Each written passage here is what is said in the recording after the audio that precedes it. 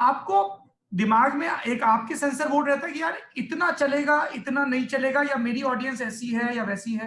How do you filter, process? पूरा filter.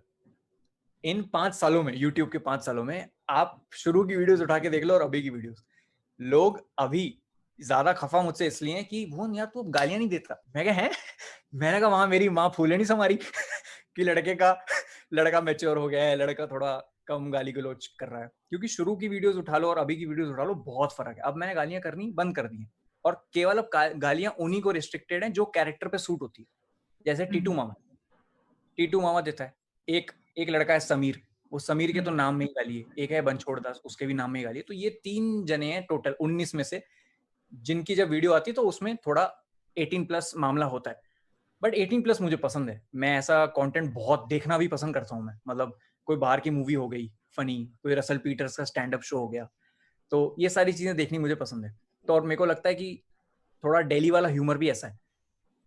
लेकिन अब क्या है, अब फालतू में गाली गलौज, फालतू में इधर उधर की बातें, वो नहीं, वो लिखते टाइम ही आपको समझ आ जाता है। क्योंकि अब और मजे की बात ये कि जो मेरी ऑडियंस है वो भी मेरे साथ बड़ी हुई है, तो वो भी समझते हैं। A large set of my audience understands this.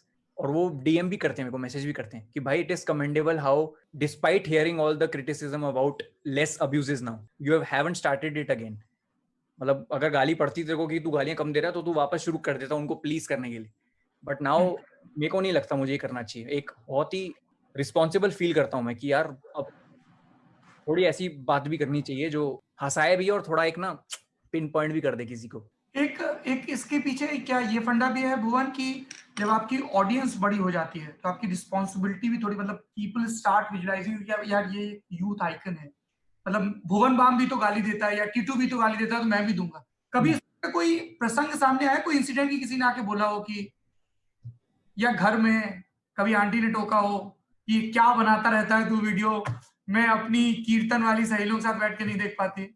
नहीं, मेरे घर में सौरभ भैया यही सबसे बड़ा मजे की बात ये है कि घर वाले कहते हैं कि तू साले रियल लाइफ में तो देता नहीं गाली, तू तू यूट्यूब पे क्यों नहीं निकालता है। मैंने कहा क्योंकि वो एक लौता ऐसा प्लेटफॉर्म है इस देश में जो कि अभी सेंसर बोर्ड की नजर नहीं पड़ी उस। और YouTube is a free speech platform. आप यूट्यूब पे बोलिए और यूट्यूब में भी मॉनिटरिंग होती है। अब यूट्यूब में भी अगर ज्यादा गालियां दो तो वो मोनेटाइजेशन आधी कर देते हैं या बंद कर देते हैं, which is a genius move. और शायद ये सारी चीजें हैं which shape a creator in India. तो ये सब सीख भी मिली मुझे जब एक वीडियो मेरा डीमोनेटाइज हो गया। वो अच्छा। भी सीख मिली मुझे, उस टाइम भी सीख मिली। और कौन सा मोनेटाइज हुआ, डीमोनेटाइज कौन सा हुआ, जो मेरा सबसे क्लीन वीडियो था, मेरी लाइफ का सबसे क्लीन वीडियो, वो डीमोनेटाइज इसलिए हो गया क्योंकि उसमें एक एडल्ट फिल्म स्टार गेस्ट था। टीटू टॉक्स का 2nd एपिसोड, सिर्फ उसके नाम की वजह से वो डीमोनेटाइज, अंदर का नहीं देखा किसी ने कि अंदर क्या बात चल रही। भुवन, इससे पहले कि मैं क्रिएटिव एस्पेक्ट या एक्टिंग असाइनमेंट्स उन पे बात करूं, one more question related to this. Do you think as a country और एज अ सोसाइटी हम बहुत हिपोक्रेट भी हैं? हमने अपने जो स्टैब्लिश वर्च्यूज हैं उनको चैलेंज नहीं किया, जैसे यू जस्ट मेंशन कि उन्होंने टाइटल देखा और एज्यूम कर लिया कि इसमें ये होगा। जी जी।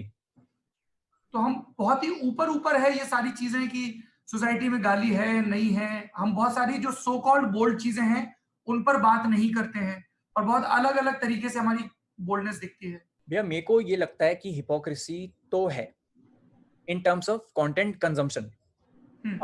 जैसे मुझे कई बार बोलते हैं कि तुम तो भैया गालियां देते हो, तुम तो थोड़ी एडल्ट बातें करते हो, तो ये तो गलत है। तो मैंने कहा हम ही लोग हैं जिन्होंने अमेरिकन पाई को सुपर हिट बनाया, हम ही लोग हैं जिन्होंने यूरो ट्रिप मूवी को सुपर हिट बनाया, और हम ही लोग हैं हमारे कंट्री में रसल पीटर्स की वीडियोस घूमती रहती हैं हमारी सनी कंट्री, लियोनी सर्च में नंबर 1 आती है साल। सर्च में नंबर 1 आती है, सर्च में नंबर 1 आती है। तो हिपोक्रेसी है। लोग चिढ़ते इसलिए क्योंकि मैं यूट्यूब पे देता हूँ और वो नहीं दे पाते। मेरे को माता पिता मिलते हैं कभी किसी के, बच्चे का फोटो हो गया, बच्चे ने फोटो ले लिया, 14 साल का लड़का है, उसने फोटो ले लिया, मम्मी पापा ने भी फोटो ले लिया, वो आएंगे अब चुपके से कहेंगे यार आप ना इसको ब्लॉक कर दो। मैं लड़के को ब्लॉक कर दूं ढूंढ के कहीं से, मैं उसको ब्लॉक कर दूं अपने यूट्यूब से। तो मैंने कहा क्यों? कह रहे यार वो आना आपकी, हम तो देख लेते हैं जब ये सो जाता है आपकी वीडियो, हस्बैंड और वाइफ, लेकिन हमें नहीं पसंद वो देखे। मैंने कहा आप एक काम करो, आप आज जाके उसकी हिस्ट्री चेक करो, आप जो मुझे बोल रहे हो कि आप इसको ब्लॉक करो, अगर आपका 13-14 साल का लड़का इंटरनेट पे है तो he is already exposed to a million worse things. मैं कुछ नहीं कर रहा हूँ भैया, मैं 2 दोस्तों की, दिल्ली वालों की कहानी बता रहा हूँ, मैं एक मिडिल क्लास फैमिली की प्रॉब्लम बता रहा हूँ, उसमें गाली गलौज होगी और मैं किसी को फोर्स नहीं कर रहा कि देख देख देख, ये देख ये देख ये देख। आपको देखना है आप देखो, आपको नहीं देखना नहीं देखो, लेकिन आप ये मत बोलो कि क्रिएटर की गलती है। क्रिएटर तो बना रहा है क्योंकि वो भी एक तरह का जॉनरा है। हम मानते नहीं इस बात को, हम देखते बहुत है लेकिन हम एक्सेप्ट नहीं करते। True true true. तो यही है। जैसे क्रिएटर ने इन 2-3 महीनों में क्या नया कर डाला, क्योंकि आप तो लिखते भी बहुत हैं, अपने स्केचेस भी खुद लिखते हैं।